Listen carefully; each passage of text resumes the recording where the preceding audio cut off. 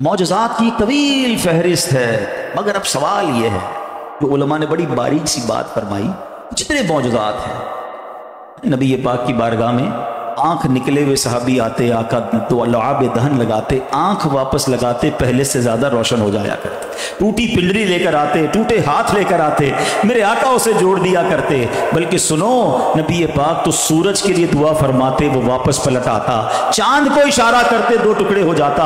اور علماء کرام کہتے ہیں یہ سارے معجزات نارمل ہیں، ہاں یہ نبی پاک کی جو ذات ہے نا، جو مرتبہ ہے، جو کیلیبر ہے، جو مقام ہے، اس کے مقابلے میں یہ سارے معجزات نارمل ہیں۔ تو جناب پھر پیارے آقا کی شان کے مطابق معجزات کون سے ہیں؟ فرمایا وہ دو ہی معجزات ہیں، اور وہ کون سے ہیں؟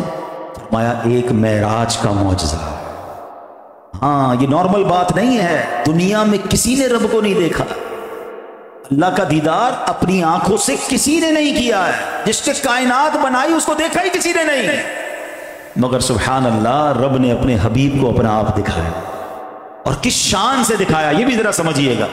حضرت موسیٰ کلیم اللہ علی نبینا والے صاحب السلام، کلیم کہتے ہیں کلام کرنے والے کو، اللہ سے باتیں کرتے تھے نا۔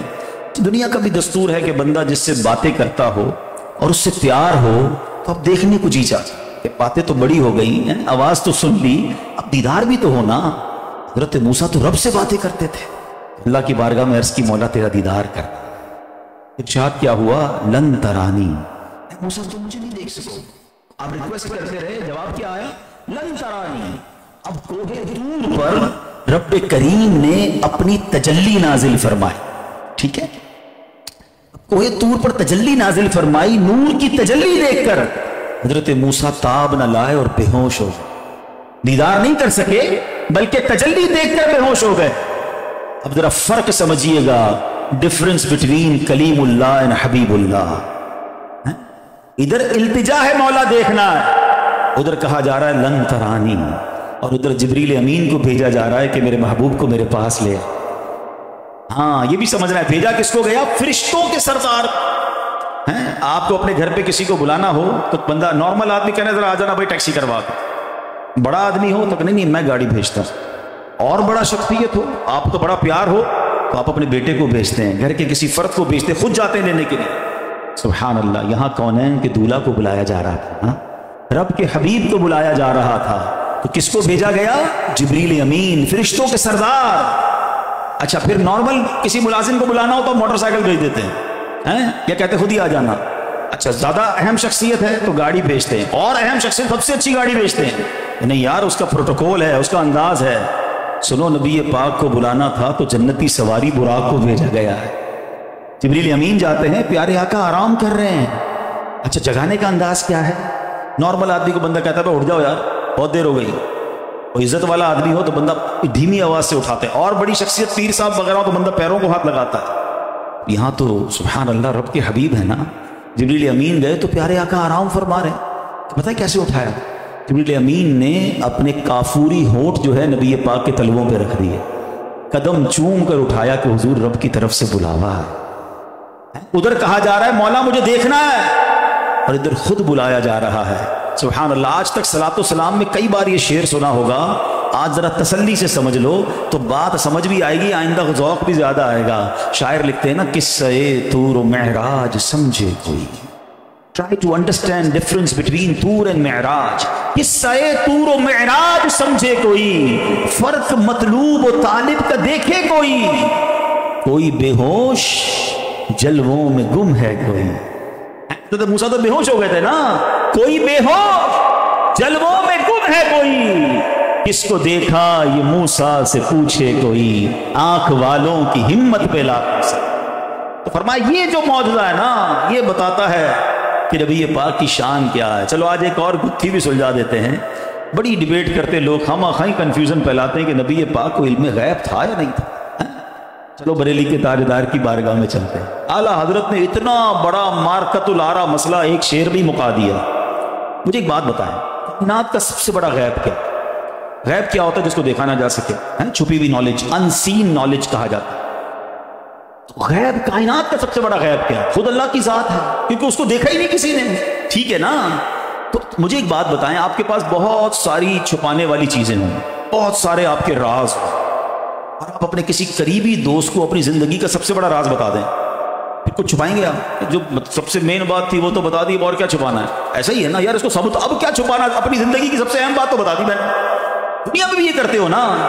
تو جب کائنات میں سب سے چھپی ہوئی بڑی چیز جو ہے غیب رب خود ہے، تو جب رب نے اپنا آپ نہیں چھپایا تو پھر اپنے حبیب سے اور کیا چھپانا ہے؟ اعلیٰ حضرت کہتے ہیں اور کوئی غیب کیا تم سے نہا ہو بھلا، نہا کہتے ہیں چھپنا، حضور اور کیا اللہ غیب آپ سے، اور کون سا غیب چھپ سکتا ہے؟ اور کوئی غیب کیا تم سے نہا ہو بھلا، جب نہ خدا ہی چھپا تم پہ کروڑوں درود۔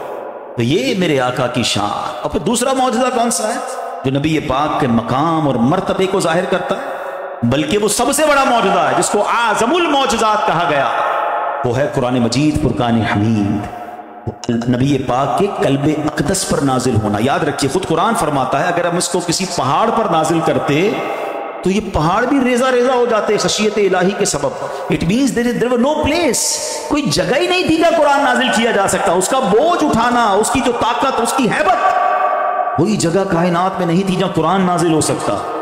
اللہ نے قلب مصطفیٰ کو وہ طاقت بخشی۔